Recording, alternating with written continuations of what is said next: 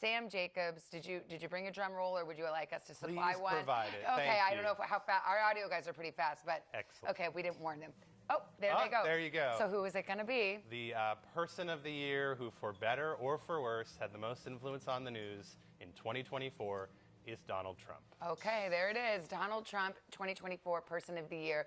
I mean, look, often the person who wins the U.S. presidential election does end up on the cover of this magazine. Tell us about this choice. This is someone who made a historic comeback, who reshaped the American presidency, and who's reordering American politics. It's hard to argue with the fact that the person who's moving into the Oval Office is the most influential person in the news. Was this a matter of heated debate inside the Time newsroom? I mean, you had some interesting contenders who you could have made an argument for. Absolutely. And when you come down to try to pick the sort of, 8 billion people on the planet and who are the 5 billion people, or the 5 people who had the most influence on the news, there's always a hot debate.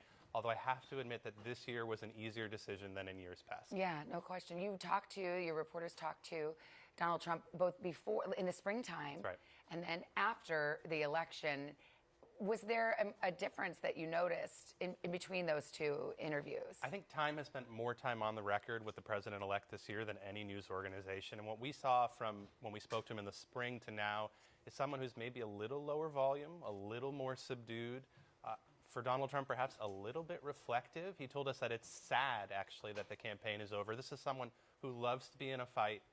And now I think he's thinking about what his next chapter is, but he's also looking back and realizing that this is the beginning of the end for him in his role in American politics. I mean, he survived that assassination attempt. Is that something that he still thinks about or still with him? Is that something that you covered in the interview? Absolutely. We pushed him on that. He's more comfortable talking about how that moment affected other people than how it affected him. But I think one of the things that's hard to kind of wrap your mind around with the ubiquity of Donald Trump over the last 10 years, just how extraordinary 2024 was for the president-elect. All right, Sam, thank you very much. By the way, Time's Person of the Year issue is now live on time.com and, of course, will be available on newsstands beginning Friday, December 20th. Thank you very much.